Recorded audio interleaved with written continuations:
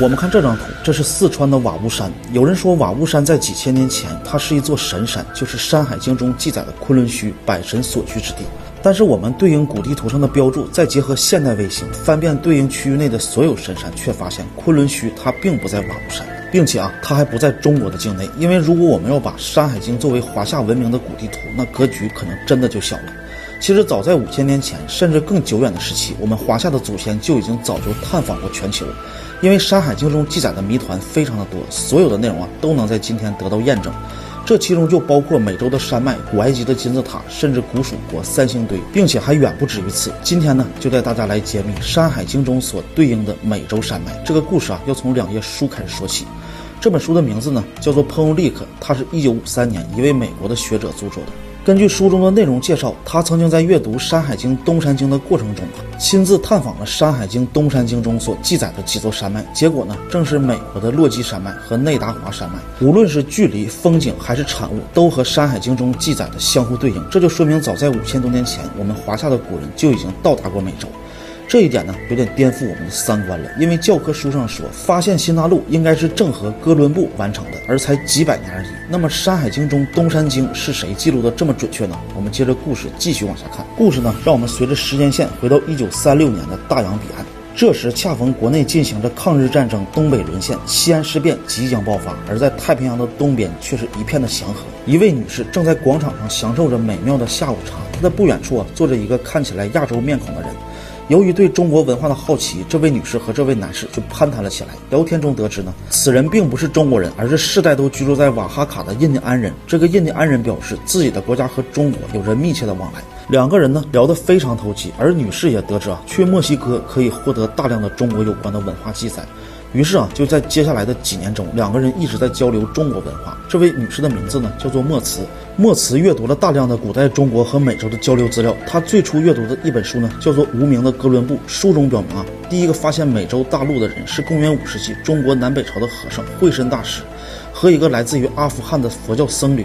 在此之后中国大量的学者、佛教的教徒多次翻越美洲，而中国的古书中的扶桑国呢，指的就是如今的墨西哥。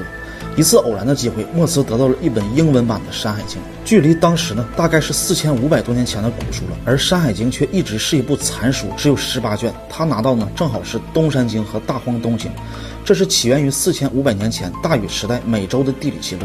莫茨决定根据《山海经》去探访美洲的山川。他惊讶地发现，根据《山海经》中所写的，自己徒步了6000英里，与《山海经》记录的文献呢只差107英里。而书中记载的东山经之首正是落基山脉，并且12座山峰与落基山脉是一一对应。东山第二呢，指的就是内华达山脉。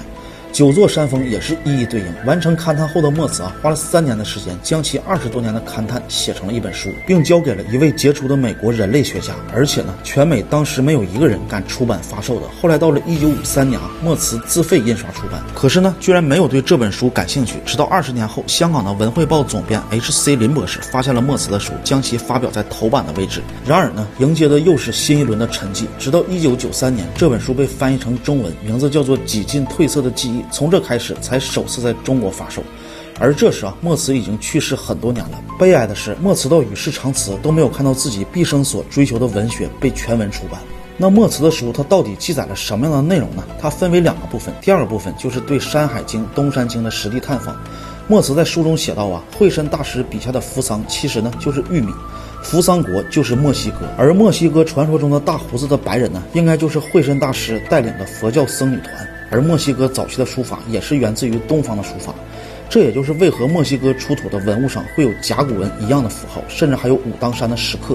墨西哥的宗教哲元中的二元论就是来自于我们中国的阴阳，这也就是根据撰写《山海经》中探险者的记载。玉米和花生豆被认为是哥伦布发现美洲后才传回欧洲的农作物。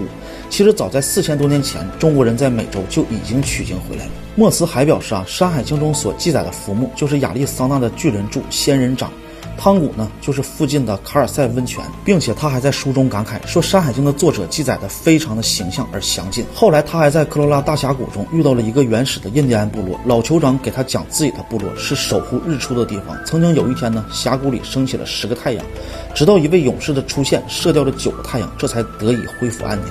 墨慈简直不敢相信自己的耳朵，这不就是《山海经》中所记载的后羿射日吗？那么到底是《山海经》的作者抄袭了这个故事，还是印第安流传了这个故事呢？所以中国人都有一颗对《山海经》痴迷的心，它所记载的奇珍异兽和山川部落都能在我们这个世界找到原型。所以可见啊，《山海经》就是我们人类丢失的上一个文明，并且时间最早可以推到1.2万年。但是《山海经》现在在市面上的版本也非常的多，我推荐这个版本。它不仅是18卷的全卷，还有原文、有译文、有翻译，老人孩子都能看懂，我就放在购物车里了。下一集带大家了解《山海经》中记载的昆仑之墟。